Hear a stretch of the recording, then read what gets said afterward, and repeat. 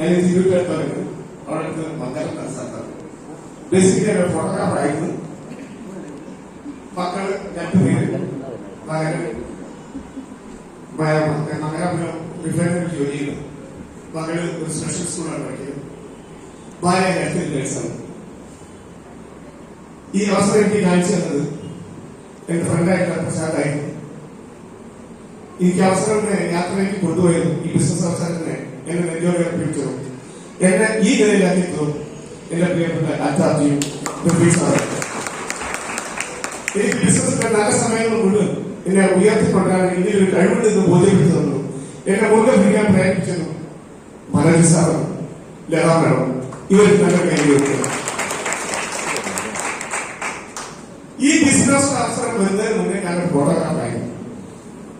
ഞാൻ ഈ ഫോട്ടോഗ്രാഫിൽ നിൽക്കുന്ന സമയത്ത് എന്തുകൊണ്ട് ഈ അവസരം തെരഞ്ഞെടുത്ത് എന്തുകൊണ്ട് എനിക്ക് ഇത് വേണ്ടി വന്നു പറഞ്ഞാൽ, ഫോട്ടോഗ്രാഫിക്ക് ഞാൻ ജോലി ചെയ്യുന്നത് 15-20 വർഷം മുന്നത്തെ കാലഘട്ടത്തിൽ ഞങ്ങൾ ഫോട്ടോ കട്ട് ചെയ്ത് ഒട്ടിച്ചിട്ട് ആൽബർട്ട് അനുഭവത്തിയോ ഇപ്പോഴത്തെ ഓർമ്മ അറിയില്ല. അവിടെ ഭാഗ്യവത്താക്കന്മാരുടെ ഫോട്ടോ കട്ട് ചെയ്ത് ഊട്ടിയിലെ പശ്ചാത്തലവും അല്ലെങ്കിൽ ഗൾഫിലെ പശ്ചാത്തലവും ഒക്കെ ഒട്ടിച്ചിരുന്നു. അപ്പൊ കളർഫുൾ ആൽബുണ്ടാകും. ഞങ്ങളുടെ ലൈഫ് സീറോയാവും അല്ലെങ്കിൽ ഒത്തൊട്ടിട്ട് പോകാവും അല്ലെ. ഇവിടെ സ്വപ്നങ്ങൾ മറ്റുള്ളവർക്ക് ക്രിയേറ്റ് ചെയ്ത് കൊടുക്കുക, നമ്മുടെ സ്വപ്നങ്ങൾ മൂടി വയ്ക്കുക. ഇതായിരിക്കും ഒരു കാരണം. നല്ല കൈകൾ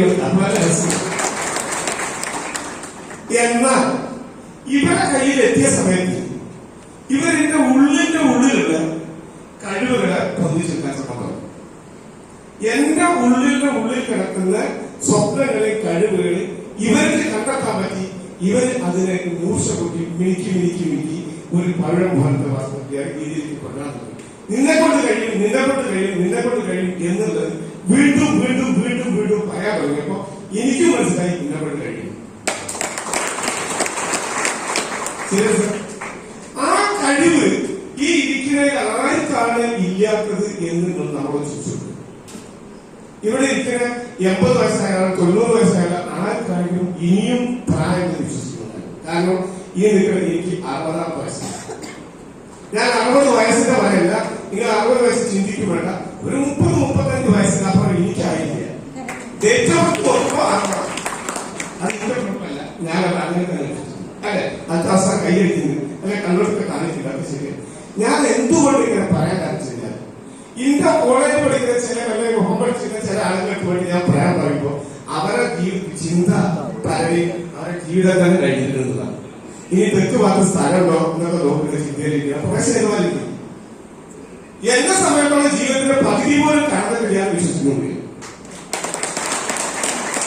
സ്വപ്നം എന്നത് അതിനെ നിർവചിക്കുമ്പോ നമുക്ക് മനസ്സിലാവും, ഈ ഭൂമിയിൽ നമ്മളെ അവതരണം നടന്നതിന് ശേഷം ഈ ഒന്നും അറിയാതെ മരിച്ചു പോവുകയാണോ വേണ്ടത്, അതോ ഇസ്മായിലൊക്കെ പറയുന്ന പോലെ ആ ഗാംഭീര്യത്തോടു കൂടി ആ വാക്ക് കേൾക്കുമ്പോ നിനക്കത് കഴിയും, നിന്റെ സ്വപ്നം നേടാൻ എന്ന് പറയുമ്പോ ആ സ്വപ്നം ഏതാണെന്നെങ്കിലും ചുരുങ്ങിയത് നമ്മൾ മനസ്സിലാക്കാൻ പറ്റും. നമുക്കറിയാമോ നിന്റെ സ്വപ്നം എന്താണ്. ഇന്റെ മകൾ സ്പെഷ്യൽ സ്കൂളിൽ പഠിക്കുന്നത്. അവള് പറയുന്ന സ്വപ്നം സത്യത്തിൽ എനിക്ക് തന്നെ ഉണ്ടോന്നുള്ള സംശയം തോന്നിയ കാലം ഉണ്ടായിരുന്നു. അവളെ പ്രായം 15-17 വയസ്സാണ്. കാരണം അവള് പറയുന്നത് എനിക്ക് വീടിന് അപ്സ്റ്റേർ വേണം, ഫ്രിഡ്ജ് വേണം, AC വേണം, വാഷിംഗ് മെഷീൻ വേണം. അവളെ ഒരു സ്പെഷ്യൽ സ്കൂളിലെ കുട്ടിയെ കാര്യമേ ഉള്ളൂ. അവൾക്ക് അവളെ സ്വപ്നം നിർവഹിക്കാൻ ഞാൻ ചെലവഴിക്കുന്നത് 10-25 ലക്ഷം രൂപ. അതേസമയം എന്റെ സ്വപ്നം ഇപ്പൊ നിൽക്കുന്നത് 75 1 കോടി 2 കോടി നിൽക്കാനായി മാറി. എന്തുകൊണ്ട് ഇവിടെ നിന്ന് പോകുമ്പോ, ഈ ഭൂമിയിൽ പോകുമ്പോ ഈ സ്വപ്നങ്ങൾ നേടിയെടുക്കാൻ എനിക്ക് പറ്റിയില്ലെങ്കിൽ നഷ്ടം എനിക്കാണെന്ന് ബോധ്യപ്പെടുത്തി എന്തൊക്കെയാണ് ലീഡേഴ്സ്.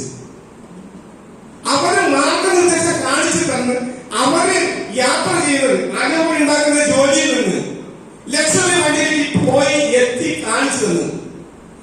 ലക്ഷക്കണക്കിന് കോടിക്കണക്കിന് രൂപ കടണ്ടായിട്ട് ആ കടങ്ങൾ വീട്ടി അവിടെ ലവിഷ്കയിലെത്തി 10-30 ലക്ഷം രൂപയുടെ വണ്ടിയിൽ ആളുകളെ പോലെ യാത്ര വേണ്ടി ഞാൻ നേരിട്ടാണ്.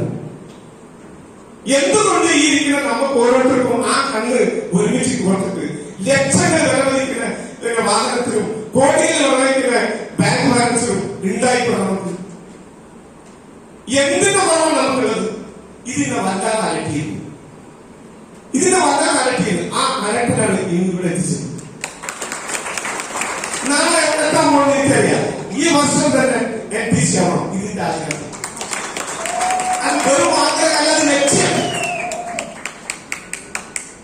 ഫിറോസ് ലക്ഷ്യം ചോദിച്ചത് അത് നേടി ഇറങ്ങുന്ന ആഗ്രഹ വാശിയാണ്.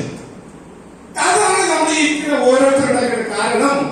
നമ്മൾ അറിയപ്പെട്ടത് നമ്മുടെ നാട്ടിലെ അയൽവാസിന്റെ പേരിലാണ്. നമ്മളെ ചോദിക്കുന്നത് എവിടെ വീട്? എന്റെ വീട് അപ്പുറത്ത് നല്ല വീടില്ല, വലിയ വീട്. അയാളെ വീടിന്റെ തൊട്ടടുത്ത വീട് എന്റെ വീട്. അപ്പൊ അഡ്രസ് ആയി കൊടുത്തു. ആ വ്യക്തിക്ക് അഡ്രസ് കൊടുത്തിട്ട് നമ്മൾ അനുഭവിച്ചായിരുന്നു. പിന്നെ ഇന്ത്യയിലെ ലോകത്തിൽ എവിടുന്ന് കത്തുവെന്ന രീതിയിലാണ് ഓടി ഉണ്ടാക്കിയത്, അല്ലെ? അല്ലാതെ അയൽവാസി കാണിച്ചതല്ല. സച്ചിൻ തെണ്ടുൽക്കർ ഉണ്ടാക്കിയത് എങ്ങനെയാണ്? സാർ ഉണ്ടാക്കിയത് എന്തിന്? ഞാൻ അവിടെ ഒന്നും കണ്ടില്ല.